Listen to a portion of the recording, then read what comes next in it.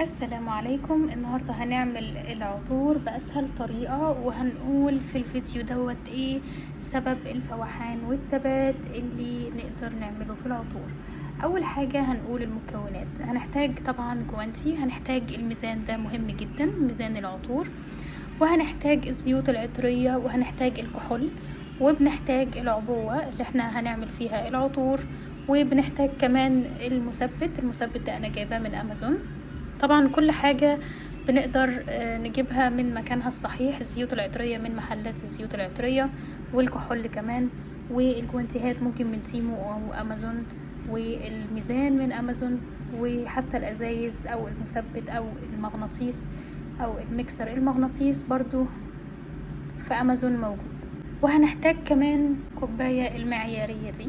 واول حاجة نقول بسم الله. وطبعا احنا لما نيجي نشتغل على العطور او نشتغل في اي مكون محتاج فيه خلط كيميائي، اول حاجة بنجرب على كمية صغيرة. ولان انا بحب اشتغل العطور بنسبة 40%، فعشان كده انا هعمل تركيزه 40%. تركيز 40% بالنسبة لي دوت تركيز قوي مش قليل، بيكون ثباته وفوحانه كويس جدا، وكمان بيحتاج انه يتثبت او يتخمر لفترة كويسة جدا. طيب انا اول حاجة هشتغل على كمية 100 ملي. العطر اللي هعمله النهاردة هو عطر بمسك الرمان ومسك الطهارة. المقادير انا مش هقول المقادير بالظبط لان دي هتكون حاجة خاصة بالمتجر عندي، لكن هقول لكم ايه الزيوت اللي احنا عملناها.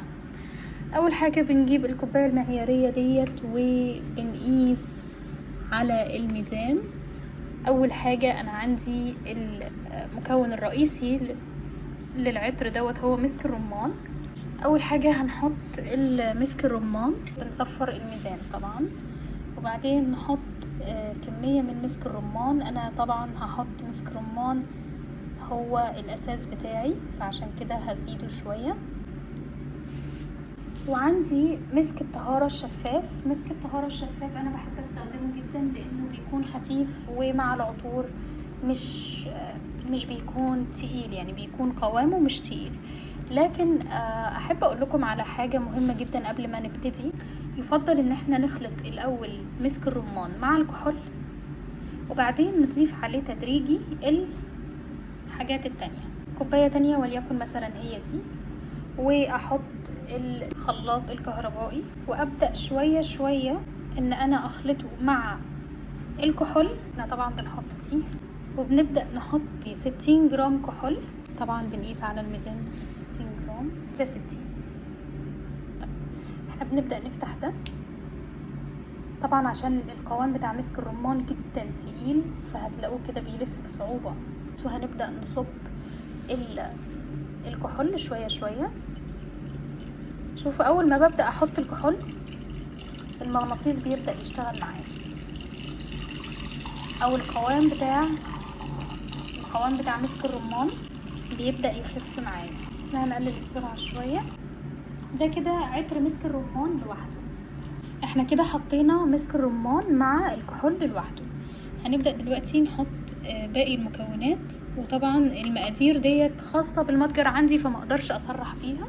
انا ممكن اساعدكم بان انا اقول ايه الحاجات اللي انا حطيتها مع بعض. حطيت مسك الرمان ومسك الطهارة، وهقول لكم المكونات الجاية قريبا. مسك الطهارة هبدأ ان انا اضيفه على الخليط.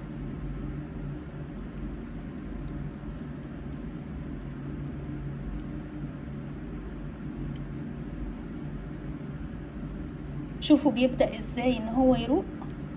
لو العطر ما كانش رايق كده، او يعني تحسوه الشفافية بتاعته نظيفة، طبعا احنا بنسيبه شوية يتخلط. شايفين اللون عامل ازاي؟ اللون بتاع العطور لو ما كانش بالنقاء ده حاولوا ما تشتروش منه. فاضل بس مكونين، ودوت المكونات الذهبية للخلطة بتاعتي، وهو ادهان العود السيوفي والكمبودي اللي بتخلي الخليط مغناطيسي. يعني ايه مغناطيسي؟ يعني فيه اغراء. طبعا هو معمول للبنات اوريدي، عطر مهرة اوريدي، عطر حريمي ومعمول للبنات، فانا مش بزود كتير، انا بحط نقطة من دهن العود السيوفي، وبسيبه لحد ما يروق زي ما انتم شايفين كده. وبحط كمان نقطة من دهن العود الكمبودي. طبعا دهن العود الكمبودي ودهن العود السيوفي حاجة اختيارية جدا، ممكن ما تحطوهاش، لكن انا بحب احطها على عطر مهرة لانه عطر مهرة انثوي فرموني. بس نقطة من هنا ونقطة من هنا وشكرا. خلاص احنا كده خلصنا العطر. بنسيبه يتخلط زي ما انتم شايفين كده. طبعا النقاء بتاع اللون، شايفين اللون عامل ازاي؟ ده كده اتخلط كل المكونات. شايفين جمال اللون يا جماعه؟ اللون الصراحه يعني يخلي الواحده تقول تعالى. لون العطر يجنن الصراحه، اللون نفسه شايفين اللون الحمار الرهيب. طبعا انا المفروض اسيبه فتره يتخلط كده، لكن عشان وقت الفيديو انا بحط دلوقتي المثبت دوت انا جايباه من امازون وجربته كويس جدا، والصراحه ثباته حلو. بس طبعا النسبه اللي احنا بنحطها ما تزيدش عن 2% من العطور. يعني انا دلوقتي شغاله على 100 مللي، فانا هحط قطرتين بس او نقطتين من المثبت.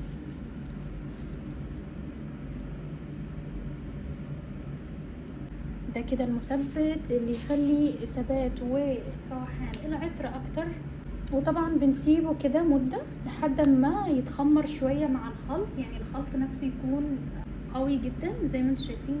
الصراحة لون العطر جميل جدا جدا جدا، مش عارفة انتم شايفينه ولا لا.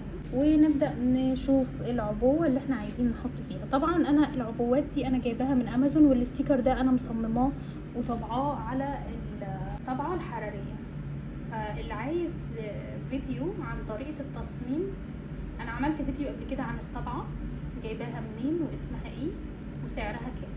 لو عايزين فيديو تاني عن طريقة التصميم بتاعة الاستيكرات قولولي وانا بعمل لكم فيديو تفصيلي.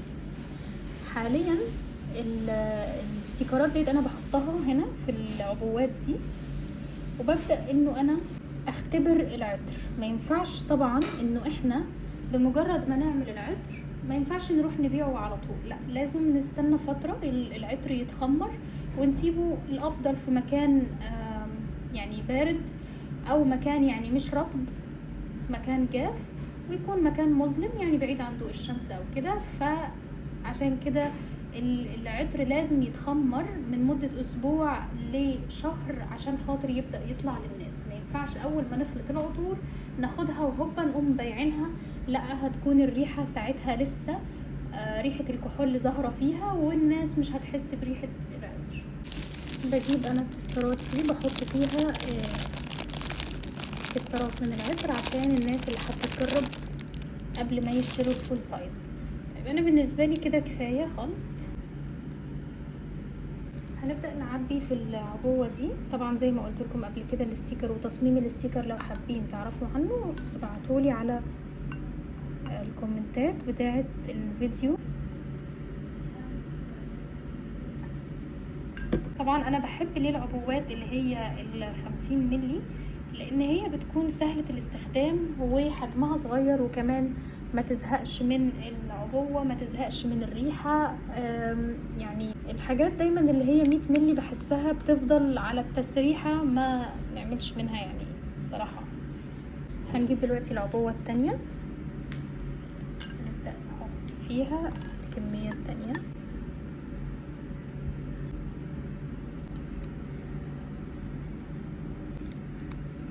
طبعا يا جماعة اي حد هيشتري من عندي عطر مهرة هعمله خدمة الريفيل.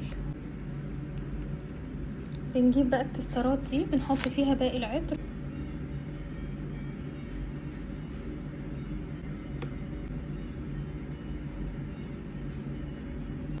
مش عارفة اللي فضل. شوفوا جمال اللون.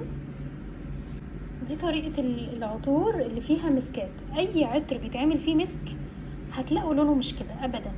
حاليا احنا خلاص جهزنا او خلصنا. هذه الطبعة اللي بعمل منها الاستيكرات.